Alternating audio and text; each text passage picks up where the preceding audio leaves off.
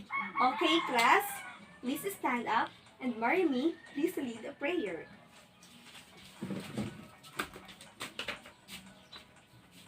In the name of the Father, of the Son, of the Holy Spirit. Amen. Our Father in heaven, hallowed be your name. Your kingdom come, your will be done on earth as it is in heaven. Give us today our daily bread, forgive us our sins, as we forgive those who sin against us. We bring us with us, but deliver us from evil. Amen. In the Father, and the Son, and the Holy Spirit. Amen. Take your seats, class. Good morning, class. Good morning, ma'am. How are you today? We're fine, thank you. That's good to know. I am your teacher, Eliza, and I am your teacher in science. Now, please stand up, class, and let's have to dance.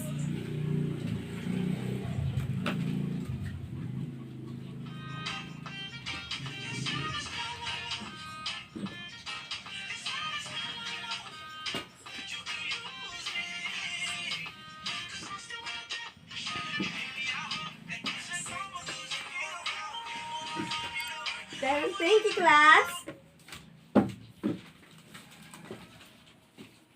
Class, before we start our discussion, let's have a checking of our attendance, okay? Please raise your hands and say present if your name or code, okay? Maria Christine Joya. Present. Rian Rapsin. Present. Mariamy Castañas. Present. That's good. Okay, class, what are our rules? Mariamy, please read. Present. Attentively. Attentively. Attentively. Avoid talking to or sit with raise our hand if we are going to answer, and if we have a question about our reason. Thank you for that, Mariamy. And now, class, before we are going to go to our new topic. Let's have a review from our previous lesson. Okay, I have questions. This cannot prevent since this is naturally occurring in the environment. What is it? Okay, Soil erosion. very good. Can you give me some ways to minimize soil erosion? Deforestation. Okay, what else? Marimy, what else?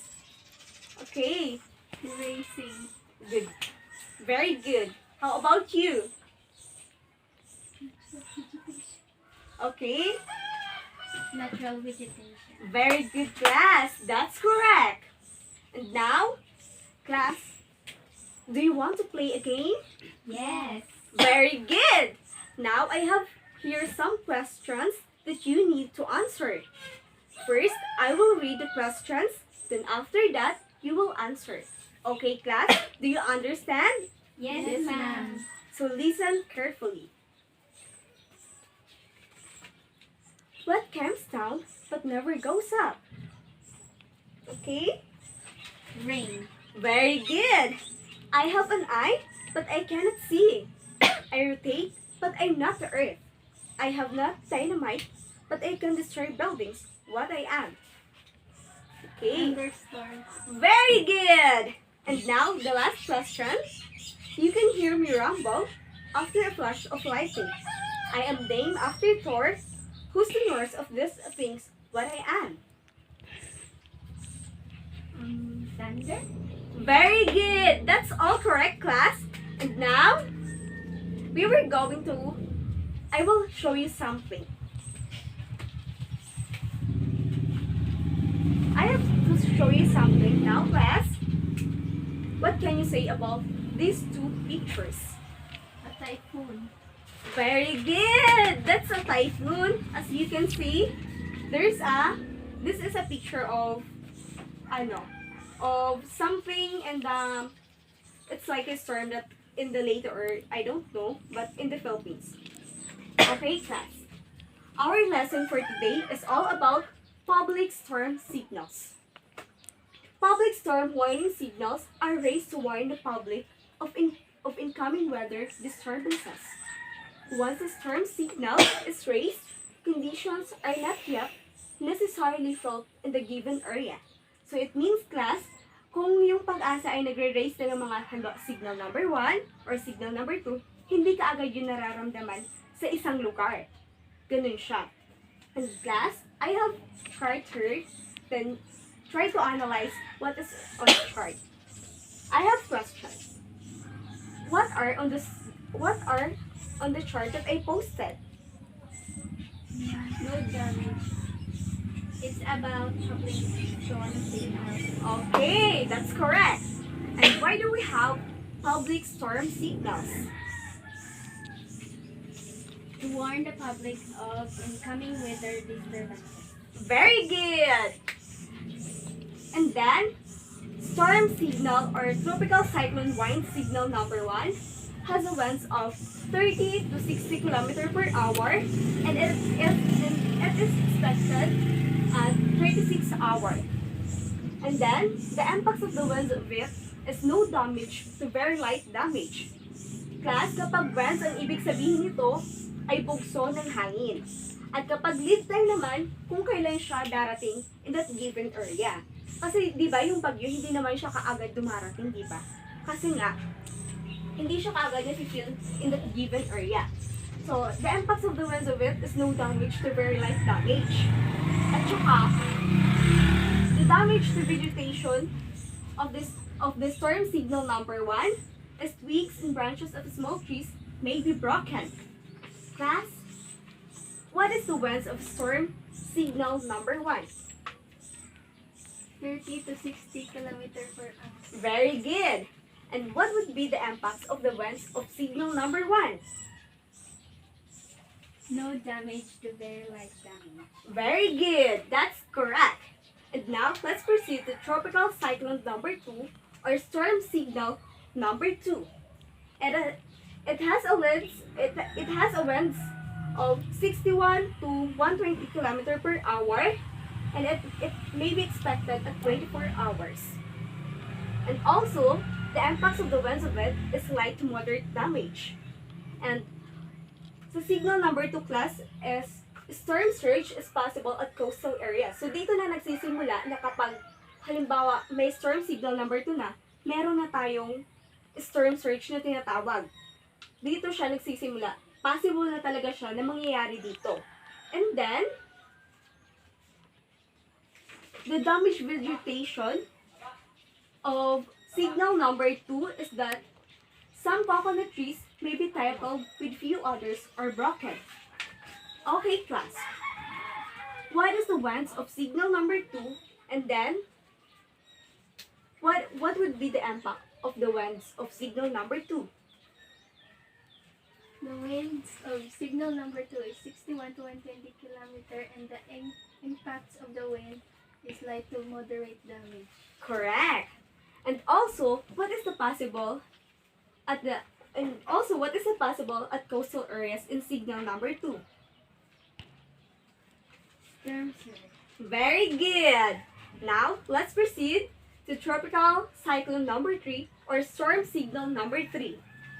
The storm signal number 3 or tropical cyclone number 3 has a winds of 121 to 171 km per hour, and its lead time is 18 hours. It expected 18 hours, and the impacts of the winds of it is moderate to heavy damage. So sa ano pa rin, class, sa storm signal number 3, it has a possible also of storm surge pa rin siya. Pero, kakaiba na siya. Kumbaga, mas malakas na yung sa signal number 3. Hindi kagaya ng 1 and 2. Okay, the damaged vegetation is coconut plantation may suffer extensive damage. So, kumbaga, yung number 1 and 2, hindi pa gaanong damage yung nangyayari doon. Pero, dito sa number 3, mas malakas na siya. Tsaka, kumbaga yung damage ng mga infrastructure or mga vegetation, mas grabe na yung damage doon. And now class, let's proceed to the storm signal number 4. It has a winds of 171 km per hour, 171 to 220 km per hour, and it is expected 12 hours. And the impacts of the winds of it is heavy to very heavy damage. So, mas malakas na siya, class, kasi sa pagkakaalala ko, kapag signal number 4 na siya, tinatawag na ang tawag na sa bagyo yan is typhoon. Typhoon na siya. Hindi na siya kagaya ng iba. And then, the storm surge class is 2 to 3 meters possible at coastal areas. So, kumbaga nung nasa number 2 and 3, possible siya, pero nung sa number 4 na siya, mas mataas na yung possible ng storm surge niya. So, the damage structure is like large number of nipa and kogan houses may be partially or totally unrooted. So, totally talaga, masisira, kumbaga, ang magiging niya, isira talaga siya. Wasak talaga siya. Hindi siya kagaya ng iba na yung tipong pwede pa siyang maayos. Okay? Ganun siya. And then, class, how does the winds of signal number 4, how does the impacts of the winds of signal number 4? Heavy to very heavy damage. Very good. And now, how many meters are possible for the storm surge in signal number 4?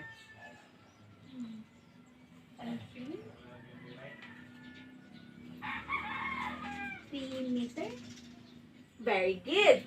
That is 2 to 3 meters the possible of the storm surge at coastal line areas.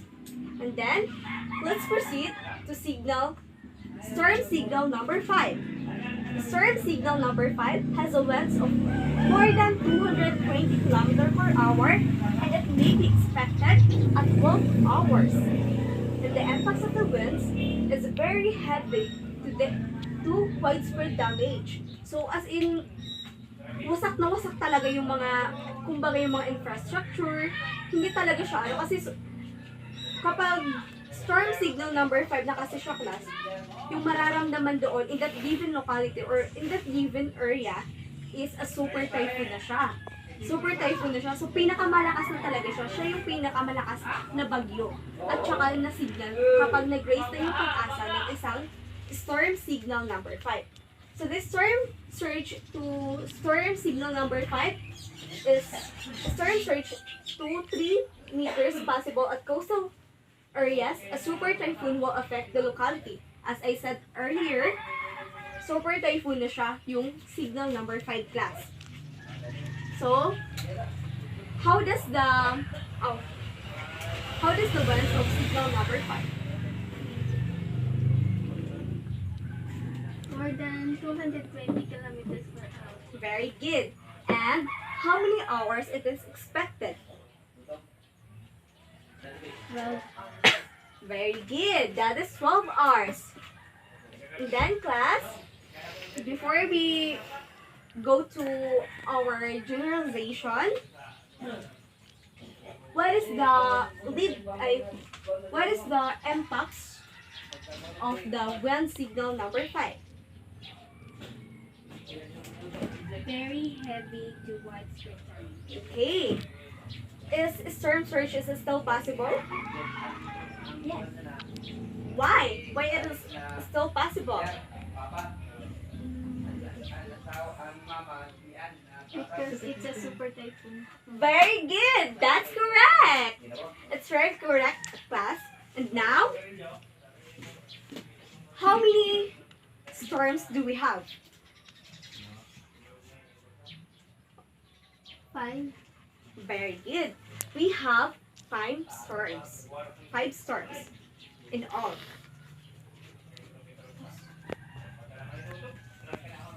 So go.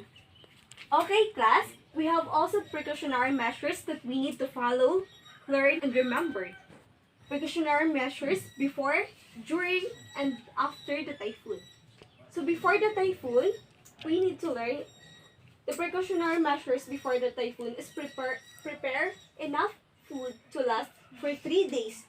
So, syempre, di ba, class? Kasi kapag may typhoon or may kalamidad na bagyo, yung ganun, kailangan natin mamili or mag-grocery ng mga foods na maglalast siya until 3 days. Kasi, hindi naman natin alam kung hanggang kailan yung bagyo, di ba? Kasi nga, di ba, may mga bagyo na naglalast siya ng ilang araw. So, kailangan may enough food tayo na kahit hindi na tayo lumabas, ay meron tayong makakain.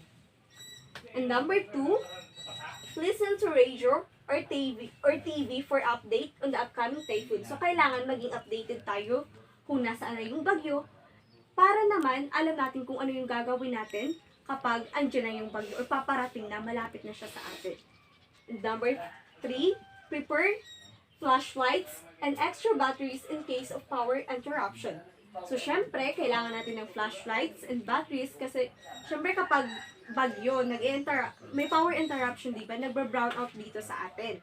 So, kailangan, meron tayong mga flashlight and extra batteries para kahit naman dumilim pa, merong liwanag na makikita tayo. Number 4, prepare an emergency kit. So, syempre, kailangan natin ng emergency kit in order for us na kapag merong mga halimbawa nasugatan sa atin, kailangan meron tayong emergency kit para kumbaga madapatan siya ng pangunang lunas na hindi lumala yung kanyang sugat. And number 5, check your electric post to prevent accidents.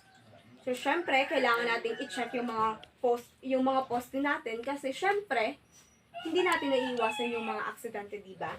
To prevent accident, kailangan natin siyang i-check in order to prevent that. So, number 6, cut out branches of trees around your house that could possibly fall on your house. So, di ba merong mga puno, syempre, di ba, sa ating bahay. So, kailangan natin yung i-cut kasi meron yung instances na mafo-fall doon sa house natin. So, kawawa naman yung house natin. Syempre, kapag malakas na yung hangin, di ba? Yung iba, napuputol. Kaya kailangan i-cut natin siya para hindi naman maano yung house natin dahil lang sa bagyo. And number 7, pack a bag with clothes, batteries, flashlights, water, goods, and other necessities in case you have to evacuate. So, kailangan meron na tayong bag na meron tayong pagkain doon, flashlight, tsaka water, at tsaka clothes na if ever man na kailangan nating mag-evacuate, yun na lang yung dadalhin natin. Hindi na tayo kung ano-ano pang anuhin natin dyan. Kumbaga, ano pang gagawin natin. Mas maganda yung nasa iisang bag na lang siya upang kukunin mo na lang upang pumunta na sa evacuation center. And class, during typhoon, this is also the precautionary measures. Stay calm and be alert. Kailangan kalmado lang tayo, class. Kahit ano pang mangyari, kahit sabihin pa natin, syempre kapag may typhoon na, syempre hindi na di ba tayo nagiging kalmado kasi syempre nervous na tayo, na-stress na tayo, ano bang gagawin, parang ganun. Pero kailangan natin maging kalmado upang makapag-isip tayo sa kung anong kailangan natin gawin. Tsaka kasi kapag hindi tayo kalmado minsan, di ba? Yung mga nagagawa natin, yung mga, ay dapat hindi pala ito natin ginagawa kasi hindi pala ito nakakabuti sa atin. Instead na magiging safe ka, hindi ka na nagiging safe. Dahil nga, nagpanic ka na. And then, be alert. Kailangan maging alert tayo kung ano mang mangyari during sa bagyo, habang may bagyo, maging alert tayo upang, diba, may nangyari ganito. Alam natin talaga kung anong gagawin natin. Diba, may mga sakuna or may mga baha. Kailangan na natin magmadali upang lumikas. And number 2, stay indoors. So, kailangan, kapag bagyo na, andito lang tayo sa bahay. Nasa bahay lang tayo at hindi tayo lalabas kasi nga, hindi na tayo safe doon. Siyempre, kapag may baha, malakas na yung ulan, so posible na baka tayo ay malunod pa. And number 3, monitor the weather reports. Check what is happening around you. So, kailangan i-monitor natin yung mga weather reports natin, syempre.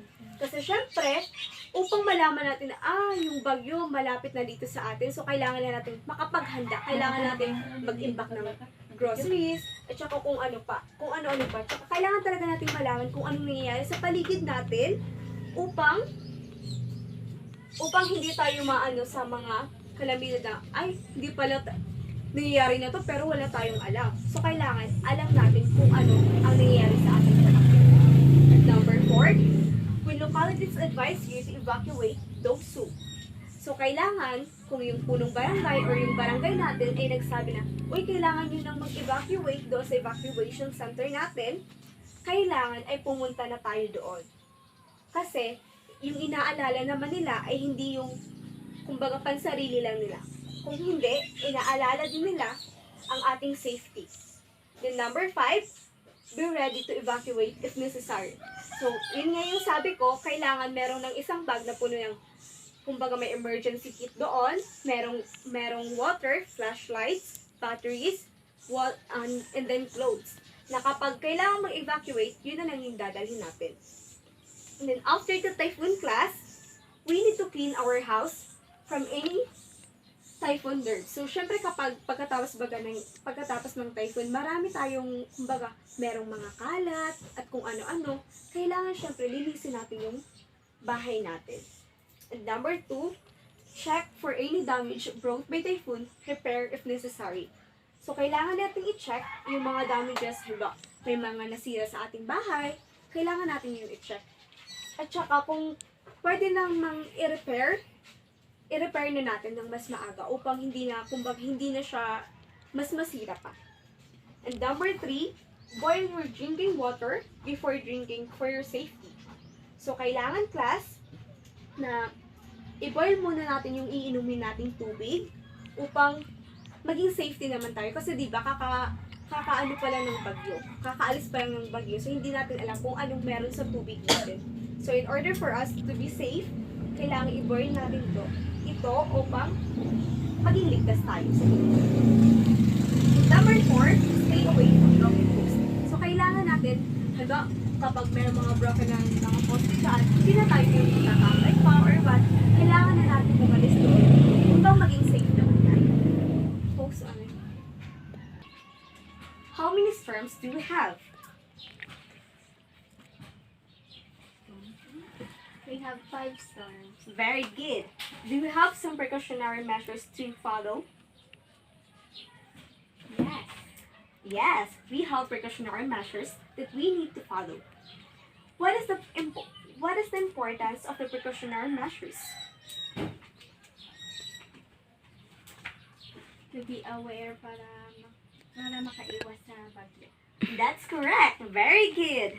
And now, what are the precautionary measures before the typhoon that we need to follow? Mariamy, please read.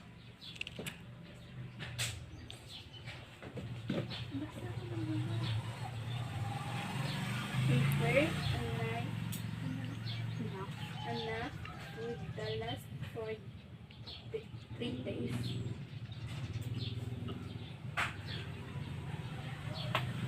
Number 2, listen to the radio or TV for update on the coming typhoon. Number 3, prepare flashlight and extra batteries in the case of power interruption. Number 4, prepare an emergency kit. Number 5, check your electric pass to prevent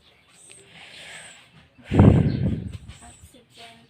6, coat all branches of trees around your house that could possibly fall on your house. 7, pack a bag with clothes, batteries, flashlight, water, foods, and other necessities in case you have to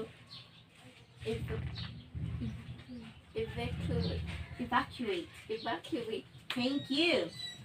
Now, we will be having a group activity. With your own group, each group will act a role play about practicing precautionary measures before, during, and after the typhoon. Class, do it quietly and be creative. Group 1 will be role-playing about precautionary measures before the typhoon, and Group 2 will be role-playing about precautionary measures during the typhoon, and then Group 3 will be role-playing precautionary measures after the typhoon. Class, I will just give you 10 minutes to be prepared. Then after that, you will be given the time to present here in the front of the task that you are assigned. And then, the criteria of your role play is focus is 20%, presentation is 30%, creativity is 30%, and clarity is 30%. The total of 100%. Okay, class, group 1, please present. That's correct, group 1. Thank you. Let's give them a round of applause. And now, group 2, please present. Okay, very good. Let's give them applause. And lastly, group 3, please present. Okay, excellent. Very good. And now, class, I have something that you need to answer. And a 1/2 sheet of paper.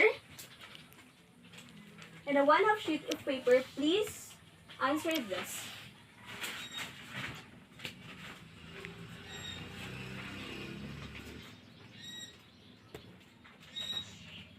Please answer this. This one. Please answer this.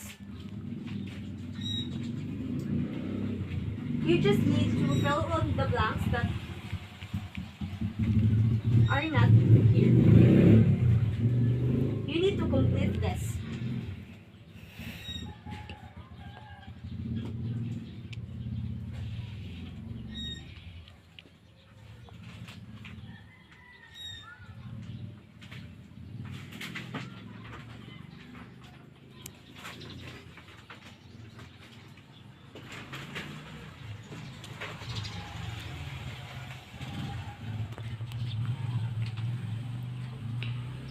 Okay, class, are you done?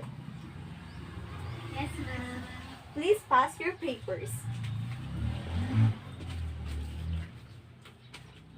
Okay, now class, don't forget your assignment. Copy or cut a news about the storm signal or typhoon from the newspaper. And please copy it in your notebook, okay? Don't forget this. Okay, class, thank you for listening and see you tomorrow. Goodbye! Kabila to sa tunga.